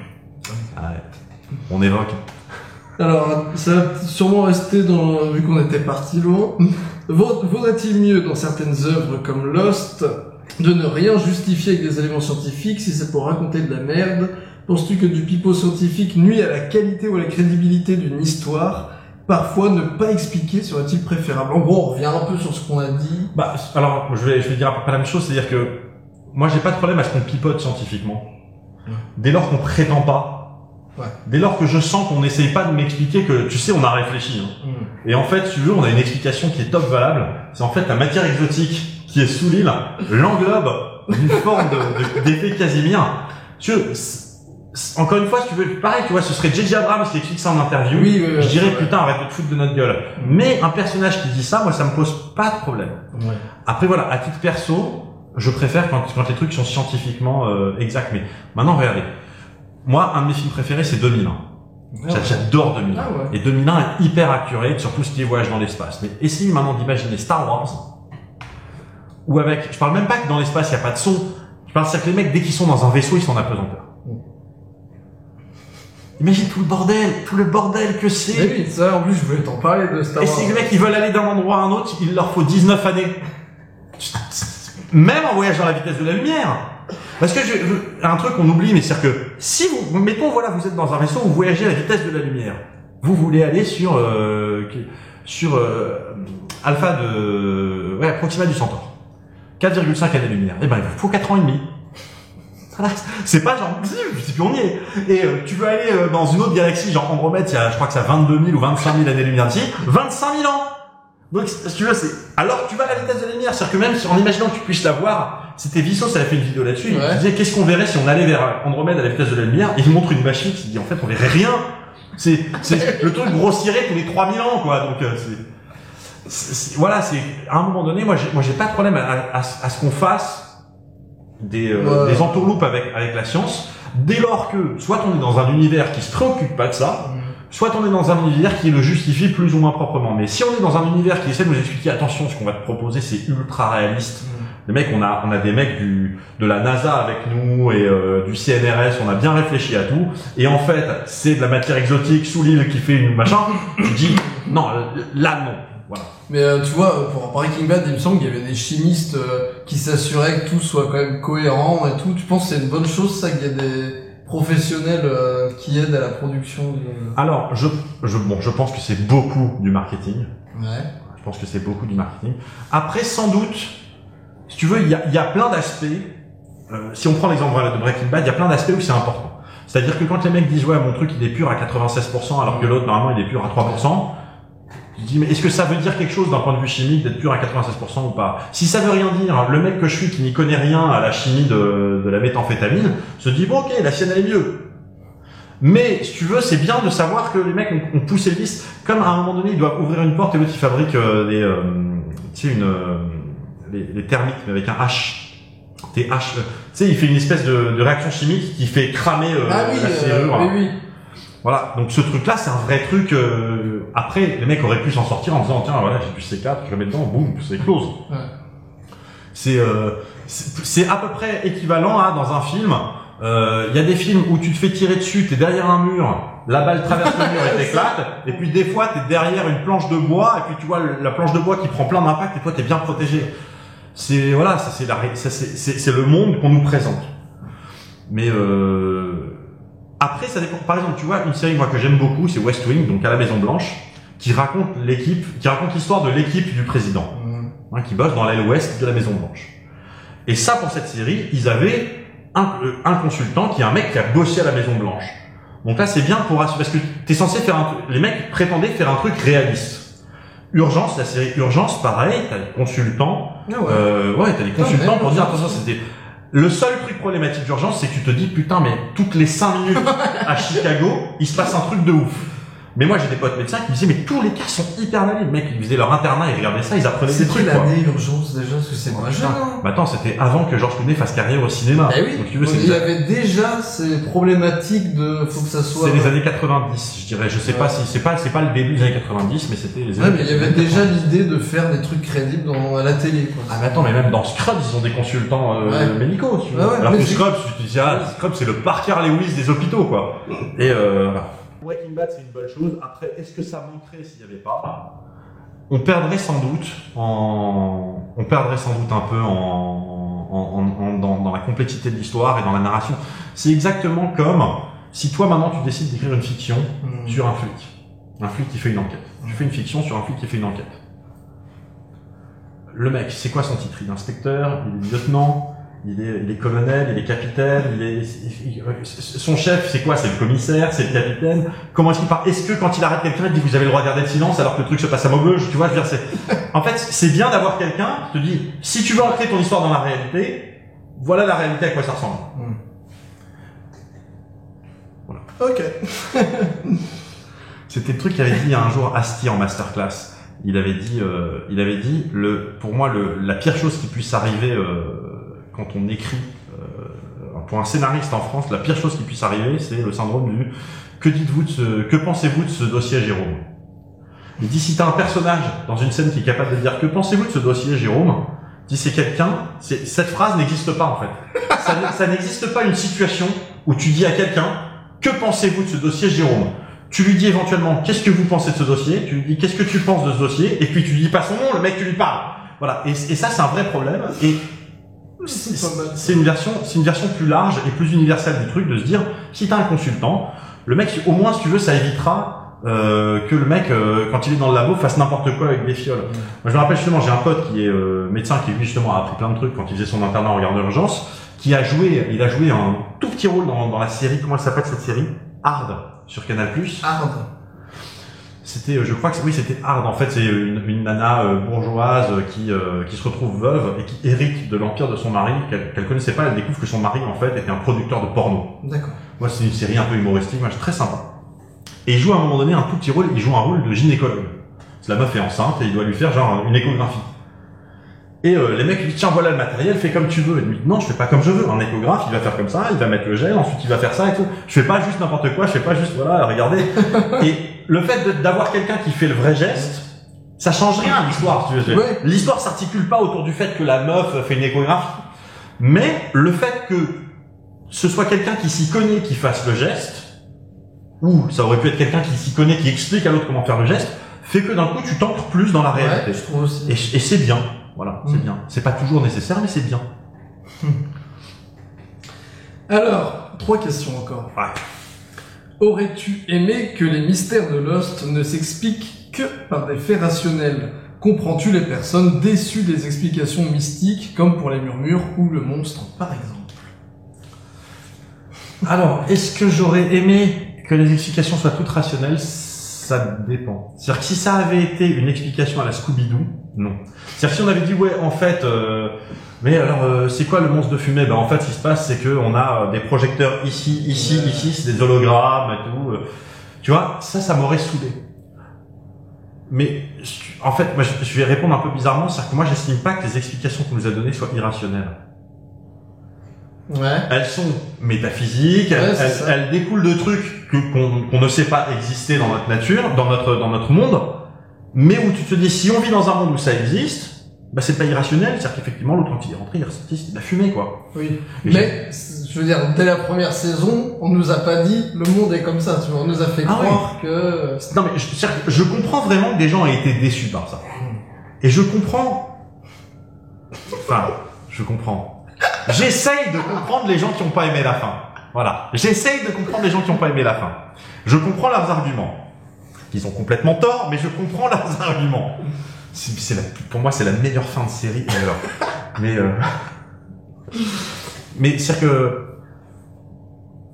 il y avait quelque part, c'est-à-dire qu'il y avait une envie chez les gens qu'à un moment donné, on ait une réponse où, en fait, les gens avaient envie d'une fin à la 6e sens. Ils avaient envie du twist final qui fasse que tu te dises putain, mais si je re-regarde maintenant toute la série, je vais tout piger d'un coup, quoi, en fait, mais c'était l'explication qui manquait.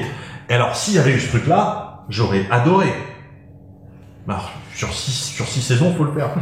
6e sens, tu veux, moi, l'histoire a voulu que quand je suis allé voir le 6e sens au cinéma, puisque j'étais en âge de le voir au cinéma quand il est sorti, en fait, j'étais avec des potes, je tenais la porte pendant que les potes rentraient, et en fait, j'ai croisé des mecs qui sortaient. Spoiler, j'annonce tout de suite, mais bon, enfin, 6e sens, ça va. Et j'en croise 2 qui sortent, il y en a un qui dit à l'autre, putain, jamais j'aurais pensé que Bruce Willis était un fantôme depuis le début. Donc moi, je rentre dans la salle avec ça. Je suis cool, je le dis pas à mes potes. Et je m'installe. Mais ça veut dire que moi, j'ai vu le film en le sachant. Et à la fin, des potes disent, mais non, c'est n'importe quoi, à un moment donné, il parle à la mère et tout. Et je dis, moi, je le savais, j'ai fait gaffe, à aucun moment, il parle à la mère. Sur un film, sur vraiment une trame narrative qui dure 2 heures, où t'as ton début, ton milieu, ta fin, que t'as tout écrit d'une traite, tu peux le faire. Le faire sur 6 saisons, c'est-à-dire qu'il aurait fallu écrire l'histoire complète des 6 saisons avant de commencer à tourner. Ouais. C'est pas infaisable. Ça n'arrivera jamais. Alors, voilà. T'es même pas sûr d'avoir le feu vert pour d'autres saisons chez la chaîne. Non, mais tu rigoles, c'est que les mecs, quand ils font le pilote, ils ont pas le feu vert pour la saison 1. C'est ça. Les mecs, ils font le pilote en se disant, bon, on espère que ça va aller, quoi. Et du coup, j'aurais aimé avoir ce twist de fin qui te ramène tout. Mais, pour moi, la fin permet de juste, moi, ce que j'appelle la fin, c'est les 2 derniers épisodes, vraiment. Okay. Ouais.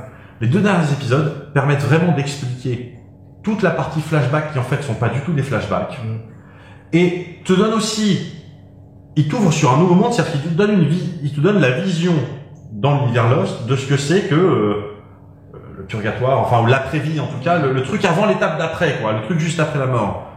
Avec notamment le fait qu'effectivement, et ça c'est un truc que j'aime bien, ils ont tous des timelines différentes, c'est-à-dire que peut-être que Jack est mort juste après, peut-être qu'il a vécu des centaines d'années, ça c'est une autre histoire, mais c'est-à-dire que Hurley manifestement il a vécu des années, Kate, voilà, ils ont tous eu des vies plus ou moins longues, et tu te dis, ouais, quelque part ils se sont tous attendus pour la suite. Il y a le côté où, si tu veux pinailler, tu te dis, mais alors ça veut dire qu'il y en a aucun qui s'est fait une nouvelle famille, peut-être, où ils ont pas leurs femmes, leurs enfants, leurs machins et tout, et tu te dis ça, peut-être que ça manque encore que, il n'y a aucune raison de penser que peut-être qu'ils sont là et ils sont aussi ailleurs. Peut-être, ouais. Je veux dire, on n'est plus dans le monde réel, donc voilà.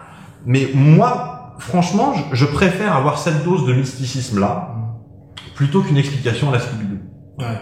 Bah, surtout dans le sens où émotionnellement ils l'ont fait de manière très forte dans Lost. Tu vois, par exemple, une fin qui aurait été possible, c'est que les gars à un moment donné, on se rend compte qu'ils sont tous dans un laboratoire et que c'était tous des cobayes d'une expérience. Là, tu peux justifier tout ce que tu veux, c'est rationnel. Ouais. Ça aurait pu être quasiment la même fin, tu vois. Et ben ça, j'aurais pas aimé. Ouais. J'aurais dit, putain, en fait, mais ça veut dire qu'il y avait pas, depuis le début, il y avait pas d'enjeu, en fait. Ouais. C'est-à-dire que si je regarde à nouveau la série, là, ce personnage, il meurt pas, qu'est-ce que j'en ai à foutre? Ouais. Alors que la fin, à ce côté, c'est grâce à ce qu'ils ont vécu que, ouais, c'est vrai que c'est pas pareil. Ouais. Très bien. Donc, ouais, c'était pas, donc c'était pas obligatoire que du rationnel. Non. Voilà.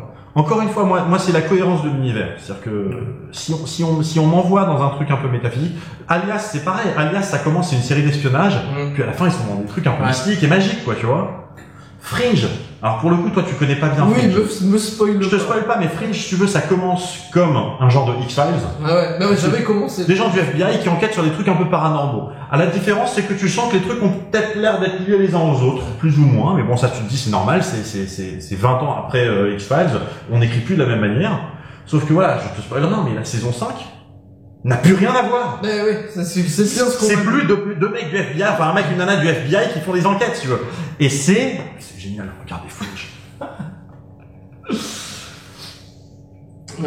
Pendant ton premier visionnage de la série, as-tu inventé des hypothèses ou avais-tu des suppositions, des idées de réponse à propos de certains mystères? Mais bien sûr. Qu'est-ce que tu t'es imaginé? Est-ce que t'as eu raison sur des trucs? Est-ce que j'ai eu raison? Bah, si tu veux, s'il y a des trucs, j'ai eu raison, mais en vrai, c'était pas... je m'étais pas fait chier. Par exemple, tu veux, quand t'as donc début de la saison 2, Saïd qui passe devant le truc isolé, qui dit c'est marrant, c'est vraiment ce truc-là, c'est quand il y a une bombe atomique. Je me dis, à un moment donné, on va se rendre compte qu'il y a eu une bombe atomique. Ouais. Bon, bah oui, j'ai eu raison, mais enfin voilà, c'est pas non plus fou, quoi. Et là où je suis content, si tu veux, j'ai eu plein d'hypothèses, j'ai eu les hypothèses que tout le monde a eues. Ils sont morts, c'est une expérience, c'est le rêve de c'est le rêve de Walt, enfin, tous ces trucs-là. Là où je suis content, c'est qu'à chaque fois, ils arrivaient à te présenter quelque chose qui te faisait complètement sortir de ça. Ouais, ça c'est sûr. C'est pour ça que je te dis, moi, le premier épisode de la saison 2 m'a marqué, parce que tu vois, l'autre est dans un appartement normal, il écoute de la musique, puis d'un coup, en fait, tu te rends compte qu'il est en dessous de la trappe. What?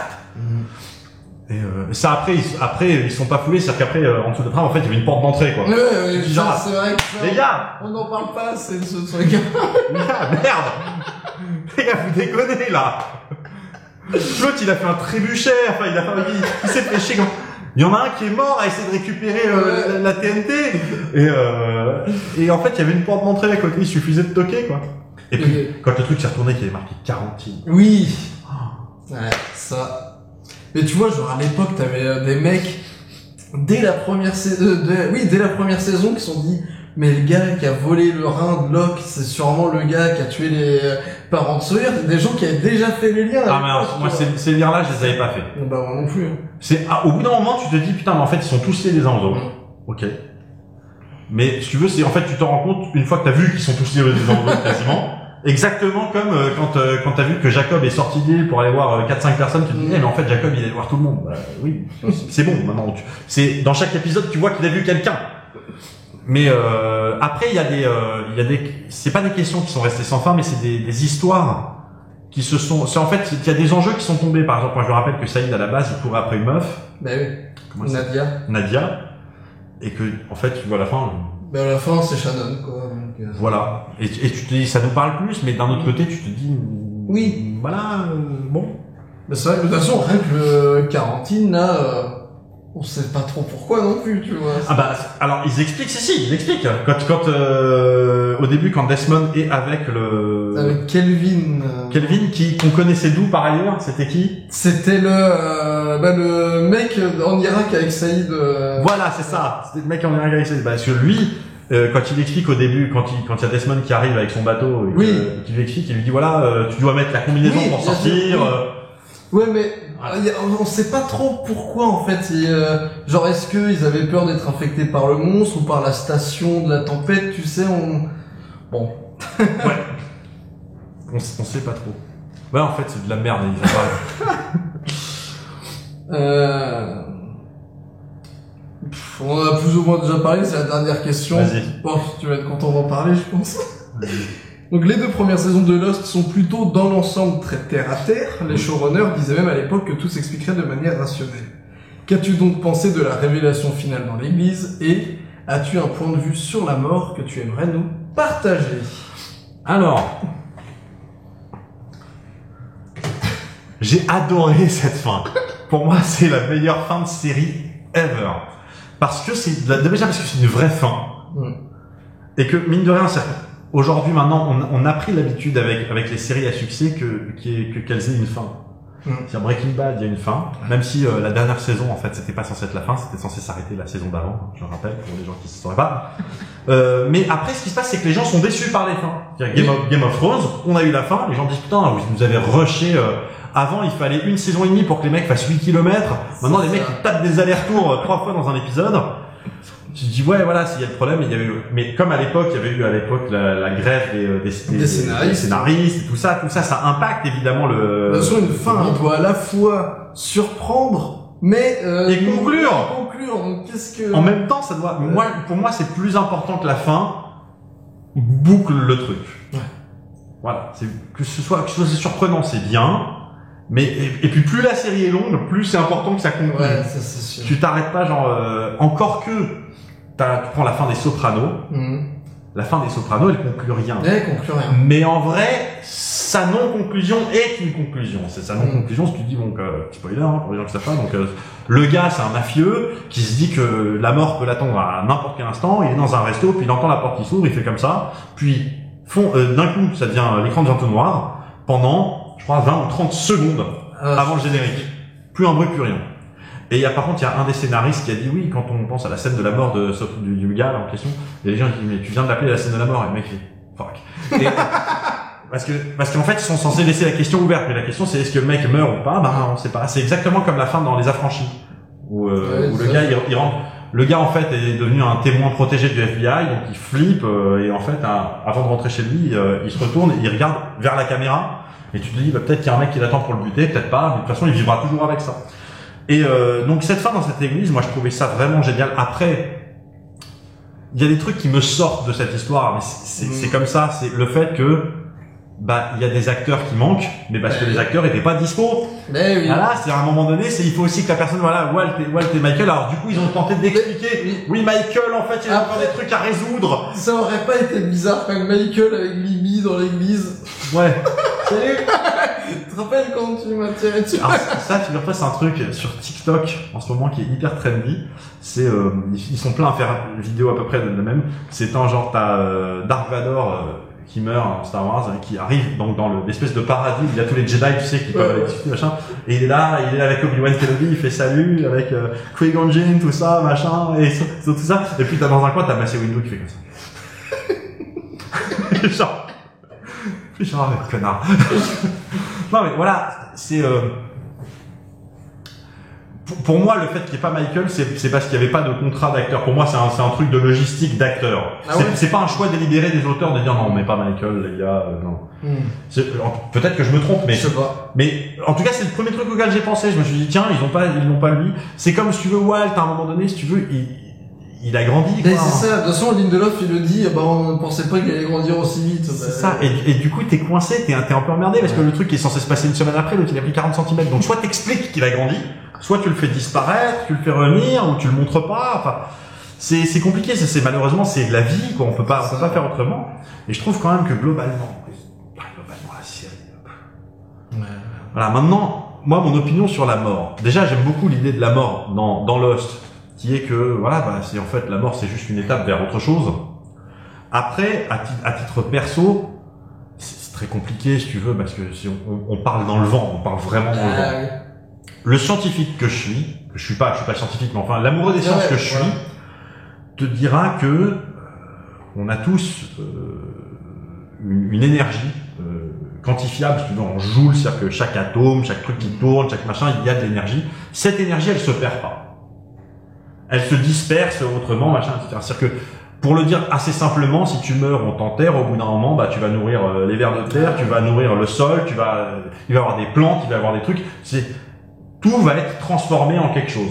Il y a des choses qui vont être transformées rapidement, des choses qui vont mettre des milliers d'années à se transformer, qui vont peut-être se transformer en pétrole, et auquel cas, si ça se transforme en charbon, en pétrole, bah, ce sera peut-être utilisé comme énergie pour chauffer la baraque, quelque chose.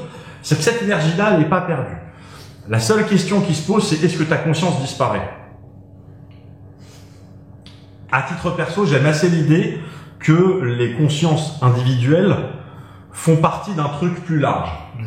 Voilà. Et que ce truc, et qu'en fait, après la mort, peut-être, simplement que tu retrouves un peu une espèce d'unité générale. Il y avait une idée que j'aimais bien, c'était après avoir vu un film qui s'appelle, comment il s'appelle? Johnny Got His Gun, ça s'appelle en français Johnny s'en va en guerre. Alors c'est le film gay, tu vois, c'est le film vraiment où tu rigoles du début à la fin. Okay. Ça parle sur un vétéran militaire qui se retrouve paralysé et muet.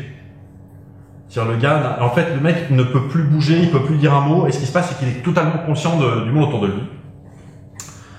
Et tout le monde pense qu'il n'est pas là, en fait, que le mec est absent. Tu vois, à l'hôpital, ils pensent que c'est le gars, alors que le mec est conscient et tout, et c'est horrible parce que à la fin, c'est, je sais plus s'il dit aidez-moi, ou tuez-moi, mais en fait, parce que t'entends sa voix intérieure, et les gens sont autour, et personne n'entend. Alors, mais c'est horrible. Mais moi, ce que j'avais aimé, c'était cette idée-là de dire, voilà, c'est un gars qui depuis la naissance serait pas paralysé, mais le mec est sourd, muet, aveugle. C'est-à-dire le mec n'a aucune perception du monde extérieur. Il a pas de toucher, pas de goût, pas d'odorat, pas de vue, pas de ouïe, rien. Sauf, il a de la sensibilité au niveau de ce doigt-là, au niveau de son index. Moi, mon idée, c'est que ce gars va tout ce qu'il va pouvoir avoir de conscience, qui va être très limité, puisque le mec n'a pas le langage, il n'a pas la vision, mais tout ce qu'il va avoir de conscience va être localisé dans ce doigt-là. Si le gars, à un moment donné, avec ce doigt, il touche son autre doigt, est-ce qu'à un moment donné, il risque pas de se dire, tiens, quelqu'un d'autre? Tu vois ce que je veux dire? Ouais. C'est-à-dire, qu'est-ce qu'il va pas reconnaître l'autre doigt comme étant un autre lui-même? Et alors qu'en vrai, tu regardes, tu dis, bah non, en fait, tout ça fait partie du même organisme. Et moi, si tu veux, j'avais cette idée-là que peut-être, au niveau des consciences, c'est quelque chose comme ça. C'est-à-dire que nous, on est contraint à penser en tant qu'individu, alors qu'en fait, on fait partie non seulement d'un écosystème, mais peut-être même d'une énorme conscience collective, mais simplement qui ne se voit pas comme une conscience collective. Oh. Wow. Alors, c'est pas très scientifique par contre, hein, ce que je raconte. C'est pas très scientifique. Mais j'aime bien philosophiquement, j'aime bien cette idée-là. Voilà. Après, après, ça se trouve, quand on meurt, il se passe rien. Voilà. Mais auquel cas, on s'en fout, puisque de toute façon, s'il se passe rien, on le saura jamais. Maintenant, clairement, je pense que le jour où je meurs, même si ma conscience continue d'exister d'une forme ou d'une autre, ce sera pas sous la forme de Bruce Benamran. Voilà, ce sera autre chose. Voilà. Et bah, ça rigole moins, hein. Ouais, fait Casimir, tout ça, là.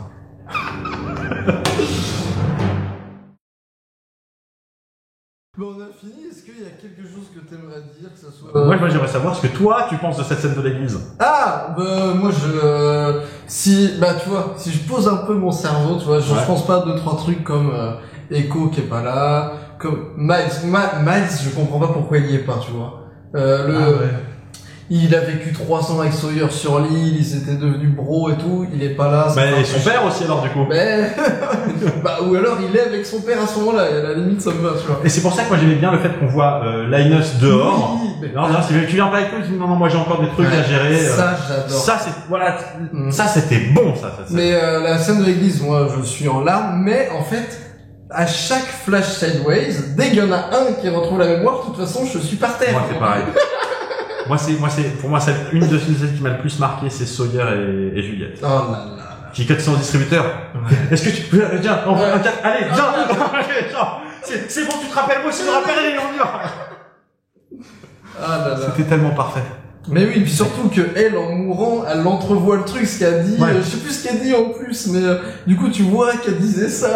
Ah là là. Ouais. Non, mais moi, je suis pas extrêmement fan en fait de la dernière saison, mais la fin, je la trouve incroyable. Bah, moi, la dernière saison, j'aime bien. Ce qui se passe, c'est que la dernière saison, tu sens que ça a été un peu vite fait. Ouais, c'est ça. C'est ça qui me dérange un peu, mais même vite fait, ça reste quand même tellement au-dessus d'autres trucs. Voilà. Ça, c'était, on faudrait creuser la question, c'était quoi les séries qu'il y avait en même temps? C'était quoi les autres séries à l'époque? En même temps, donc saison 6, t'as Breaking Bad qui commence. D'accord. Non, qu'est-ce que je dis? Breaking Bad saison 3, du coup. D'accord. T'as Heroes terminé, Prison Break terminé. Ah, Heroes, ça s'est bien terminé comme une daube. Ah oui, ok, j'ai eu peur que tu me dises... Non, Heroes voilà une série qui sur le principe au début, tu te dis, oh putain, ils vont nous envoyer loin! La première saison d'Heroes, oh là là. Moi, j'avais acheté les DVD en import aux US tellement je la trouvais pas en France et que je voulais la voir. Et après, c'est parti. Et moi, j'adore quand d'un coup ils se retrouvent au Moyen-Âge et tout, et tu te dis, putain, ces mecs, ils vont loin. Et en fait, tu te dis, mais ils savent pas où ils vont, par contre. Non, en même temps que Lost, t'as Desperate Housewives. Et c'est toujours très compliqué. Juste, ouais, sur Heroes 2 secondes, c'est toujours très compliqué. Des mecs qui savent pas où ils vont. Quand t'as un de tes personnages qui est censé prophétiser l'avenir. Oui. Ça, voilà. Si un conseil, s'il y en a qui veulent écrire là-dedans, si vous avez un gars qui fait des prophéties parce qu'il voit l'avenir, faut que vous en sachiez au moins autant que lui. Sinon vous êtes pas bien. Ouais, Desperate Housewives, là aussi, Desperate Housewives. Bon, alors c'est marrant parce que Desperate Housewives, quand ça avait commencé, c'était vraiment une série sympa. C'est-à-dire que ma première saison, je me rappelle, je regardais, j'avais pas l'impression que c'était une série à la con. Et à partir de la saison 2, c'est devenu une série à la con. C'est devenu une série, non mais, c'est devenu, en fait, tu veux, c'est devenu l'archétype de la série où en fait c'est un quartier résidentiel avec les nanas qui sont des personnages forts, sympathiques, etc. Donc, ok. Mais où, à chaque épisode, t'as toujours soit un voisin qui est un tueur en série. Non mais, tu veux dire, ils ont eu au moins 5 tueurs en série dans la série, tu te dis, putain, mais, qu'est-ce qui se passe dans cette rue? Encore dans un hôpital, tu vois, quand tu fais une série sur un commissariat, tu peux te dire, bon, bah, ils sont confrontés au crime tout le temps. Les hôpitaux, tu prends dans Urgence, c'était que des cas ultra atypiques. Donc, tu te dis, bon, c'est un peu abusé, mais au moins, c'est un hôpital. C'est pas, si tu veux, c'est... Ouais, non, mais je comprends le truc. Voilà. Et une série à conseiller, que tu trouverais dans le même élan que Lost ou... Ah, dans le même élan que Lost? Wow. Ou que, je sais pas, ou Fringe. série ouais, Fringe. Fringe pour toi, c'est la petite sœur de Lost. Ah, Fringe pour moi, c'est, si je devais, alors c'est faux, hein, ce que je veux dire, mais ce serait, X-Files écrit par les mecs qui ont fait Lost. Ouais. Voilà. C'est faux. C'est pas le cas. Mais, parce que c'est pas les mêmes qui ont fait Fringe que ceux qui avaient fait Lost. Mais je crois, de toute façon, t'as quand même Abrams à la Abrams au début. À la production. Au début, mais le showrunner, c'était pas Lindelof, je crois pas. Je sais plus qui c'était. Moi, je pense pas s'il pouvait pas être sur deux séries. Ouais, je sais plus qui c'est, mais en tout cas, voilà, c'est ce truc-là. Les séries, moi, dans les séries que j'aime bien, alors par contre, rien à voir avec Lost, rien à voir avec ce genre d'ambiance. Moi, il y a une série que je comprends pas pourquoi elle est à ce point méconnue. Elle était disponible sur Prime, maintenant elle est sur Netflix. Le seul truc que ça change, c'est que maintenant les sous-titres sont corrects. C'est toujours la même chose. C'est Community. Je sais pas si tu connais. Non. On m'en parle, on me conseille. Community, c'est une série, donc, pour le coup, drôle, tu vois, un peu comme un Friends ou comme un How I Met Your Mother, ou ce genre de choses. Ou Big Bang Theory. Le pitch est très con, hein. Le pitch, c'est un gars, c'est un avocat. Et un très bon avocat dans le Colorado. Et en fait, dans son cabinet, on se rend compte que le mec a jamais eu son diplôme. Donc le mec n'a pas le droit d'exercer, donc ils disent maintenant tu vas aller à la fac pour passer ton diplôme, Et donc le gars va dans un community college, donc c'est les universités publiques aux États-Unis, qui est censé être, si tu veux, genre la merde. Donc il se retrouve avec et il monte un groupe de révision d'espagnol avec une nana qu'il a envie de brancher, avec une jeune qui a pas pu aller dans une vraie fac dans une vraie fac privée classe parce qu'elle a eu un problème de drogue, une nana qui est divorcée, un vieux, ça fait 40 ans qu'il est à la fac. Un ancien bon sportif mais qui s'est ruiné le genou donc il peut plus faire de sport donc c'est tout ce qui va. L'ancien en question c'est Donald Glover alias Childish Gambino, c'est une merveille. Et Abed je peux même pas classifier le gars ce que c'est. Et donc tu veux, le pitch de base est très con. Si tu regardes cette série, faut que tu te forces à dépasser les 2 premiers épisodes. Parce que les 2 premiers épisodes tu vas dire bon c'est une série marrante comme il y en a plein puis voilà. Et en fait c'est une série qui est d'une finesse dingue, qui est ultra intelligente dans son traitement. Et en fait, alors ce qui est marrant, c'est que les créateurs de cette série sont pas restés inconnus. C'est-à-dire que le créateur de cette série, il a fait ensuite Rick et Morty. Ah ouais, voilà. Ok. Et les réalisateurs, les mecs qui réalisaient les épisodes de cette série, ont fait, entre autres choses, Avengers, Infinity Wars et Endgame. C'est les frères Russo. Ok. Je connais pas du tout Community. Ouais, voilà. Mais Community, moi c'est une de mes séries préférées. Je sais que Fred du JDG aussi, lui, il adore cette série. D'ailleurs, c'est marrant parce que je trouve qu'il ressemble de plus en plus physiquement, et même les expressions du visage, au personnage principal, donc, qui est joué par Joel McHale. Voilà. Maintenant, sinon, des séries genre intelligentes, tordues, où il se passe des trucs comme ça. T'as pas regardé Westworld par hasard? Si, j'ai pas fini la saison 3. Il reste encore 2 épisodes de la saison 3. Mais si, Westworld, c'est vachement bien. Et puis j'aime bien, alors je veux rien spoiler, mais j'aime bien le fait qu'ils restent pas cantonnés dans leur histoire, qu'ils explorent d'autres trucs. Ça, je trouve ça vraiment bien. Je sais qu'il y a des gens qui aiment pas, des gens qui disent, mais c'est pas pour ça que je me suis abonné. En gros, c'est l'équivalent de, c'est pas pour ça que je me suis abonné. Arrête ta gueule, juste regarde! Et si t'aimes pas, arrête de regarder, arrête de râler, c'est tout. Ouais, mais j'ai le droit de parler, oui, mais moi j'ai le droit, si t'as le droit de parler, j'ai le droit de te dire, tu remets ta gueule. Voilà. Est-ce que t'as vu, les autres séries de Lindelof qu'il a fait après, comme The Leftovers? Leftovers, j'ai pas encore vu, j'avais commencé. Ok. Notamment, j'avais vu qu'au tout premier épisode, il y avait une référence à Oceanic Airlines. Mais tu vas voir, il y a plein de trucs dans Leftovers qui font comme ça. Et il a fait... Mais il y a eu une fin à Leftovers où ils sont arrêtés. Il y a une vraie fin, il y a 3 saisons. Et ils ont pas arrêté sur un cliffhanger. Ok, bon, faudra que je regarde alors. Et il a fait, l'année dernière, Watchmen. Ah, putain, génial. Watchmen, génial. Ou là, pareil, Watchmen, vraiment, j'ai pas senti venir Moi, j'ai pas encore regardé Watchmen. Bah, si tu veux, en fait, j'ai pas senti venir l'évolution de l'histoire. C'est même pas genre un twist de fin, tout ça, c'est... L'histoire commence, tu te dis genre, mais c'est marrant, ça ressemble pas au film ou à la BD que je connais. Et en fait, tu t'arrives pas à dire, mais ça se passe après, avant, putain, mais je comprends pas. Et c'est une merde. Ah ouais, tu plonges quand même dedans, même si t'es... Ah ouais, bah, oui, non, c'est-à-dire que, moi, si tu veux, la réticence, c'est pas une réticence, ce qui se passe, c'est que je me disais, j'ai bien aimé le film. Ben oui, c'est ça. J'ai le comics. Et en fait, je me dis, je m'y retrouve pas. Mais, même si je m'y retrouve pas, la série, je la trouve bien. Et au fur et à mesure que ça avance, tu te dis, ah, ok, donc ça, ok, ah, oh putain, d'accord. Et c'est vraiment, c'est vraiment bien. J'attends la saison 2. Et là, récemment, j'ai maté The Boys. Je sais pas si tu l'as vu. Non, mais j'ai envie, j'ai vu 2-3 extraits. Et il y a la saison 2 carrément septembre, là, j'attends. J'attends la saison 2. Parce que j'ai vu ça cette semaine, et je me suis dit, putain, c'est génial. Bon, après, il en faut peu. Moi, après, je suis un bon public. Ouais. Je suis un bon public, c'est-à-dire qu'il faut vraiment, chier dans le truc pour que je dise non les gars c'est pas bien. C'est-à-dire qu'aujourd'hui il y a des gens qui diront en commentaire ouais c'est pour ça qu'il aime la fin de Lost. non mais après ce que je veux dire c'est on va être clair, c'est-à-dire que une série américaine aujourd'hui qui est produite vraiment avec un budget, ils ont suffisamment d'auteurs, ils ont suffisamment d'outils de production pour que ce soit bien fait. Voilà. Donc c'est-à-dire quand c'est mal fait, c'est vraiment qu'il y a quelque chose qui a chié. Après, mais du coup, la difficulté, c'est comment faire un truc qui surnage au-dessus de ça. Bah, il en faut plus pour une série américaine que, par exemple, vous prenez une série allemande. C'est bon. Tu vois le professionnalisme. Vous prenez une série allemande comme Dark, qui a pas du tout une cut, hein. Tu l'as vu Dark ou pas? Non, mais en fait, c'est que j'attends de déménager pour enfin m'y mettre parce que je vais binge-watcher. Dark, je suis pas à jour du tout. J'ai vu que la première saison, mais Dark, c'est vraiment bien, quoi. Et pour le coup, ça parle de voyage dans le temps et tout. Mais tout le monde, là, dans les commentaires, me disent tout le temps, regarde Dark. Ouais, mais si tu veux, moi, ce qui me fait marrer, c'est que ça fait 6 mois que j'entends parler de Dark, alors que ça fait 4 ans que ça existe, et que moi, j'ai découvert Dark il y a au moins 3 ou 4 ans sur Netflix. Ouais. Et c'est vraiment, alors, pareil, au début, c'est un peu, tu regardes les 2-3 premiers épisodes, tu te dis genre, putain, en plus, les mecs, ils parlent en allemand et tout. Ouais, ça doit être, Si tu parles pas allemand, tu te dis, ah, ich heiße du Finishing ceci. D'accord, si tu veux. Mais on n'est pas habitué à entendre de non, on n'est pas habitué. Mais c'est comme, il y avait à l'époque, il y avait une série suédoise, avec des robots, putain, comment elle s'appelait?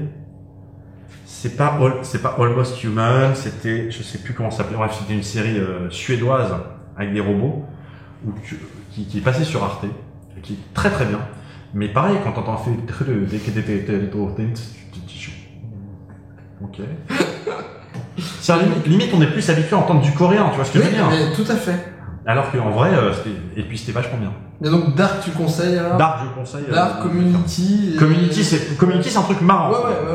Je vais prendre un exemple pour que tu vois un peu la finesse de Community. Je vais te donner un exemple tout con. Voilà, comme ça, je spoil.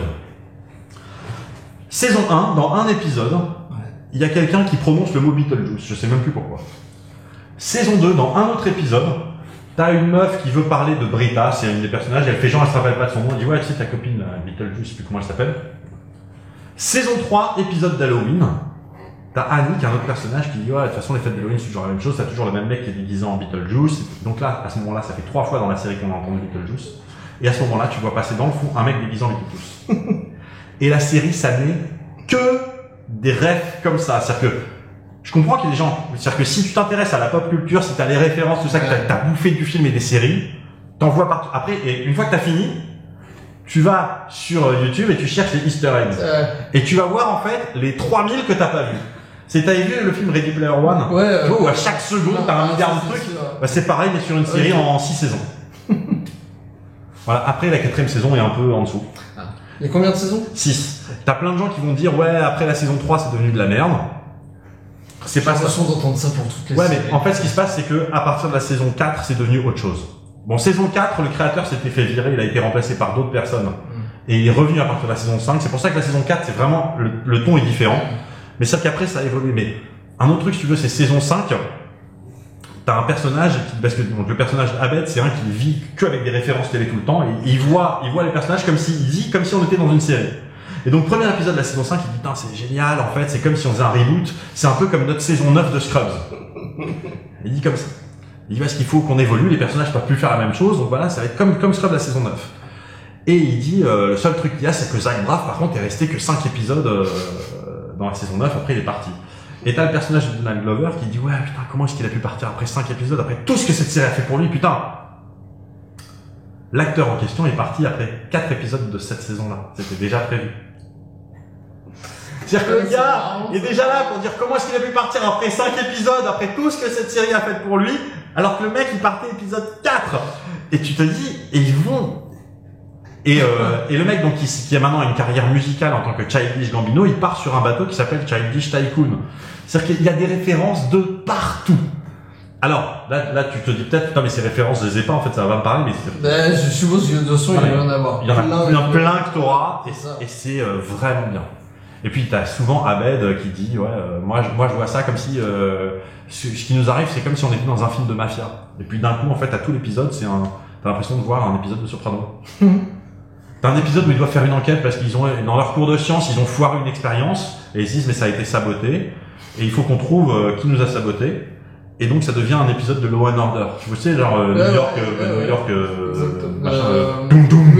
Unité spéciale. Voilà. Et ils ont avec la musique et tout, hein. Et en respectant les règles scénaristiques, les règles de montage, les règles de, mais c'est top, hein. C'est vraiment top. Voilà. Et puis, ça a une bonne fin, ça aussi? À la fin, moi, je pleure. Ok. Bah, je regarderai. À la fin, je pleure. Mais c'est une vraie fin. Ouais. Bah, tant mieux. Bon, bah, merci beaucoup, en tout cas. Bah, écoute, avec plaisir. On a plein de choses à regarder, parce que... Putain, je vais me re-regarder Lost. je me suis ressaucé, là. Bon, bah, un dernier mot, un truc... Un dernier mot... Putain, j'aurais dû écrire note pen sur la main. C'est exactement ce que je Mais pense. évidemment.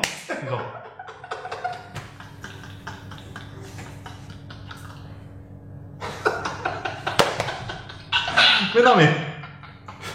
On est d'accord. Ah bah ouais. Putain, Charlie. Ah là là. Bon bah, ça sera Le dernier mot, c'est Charlie. Charlie. Ciao tout le monde.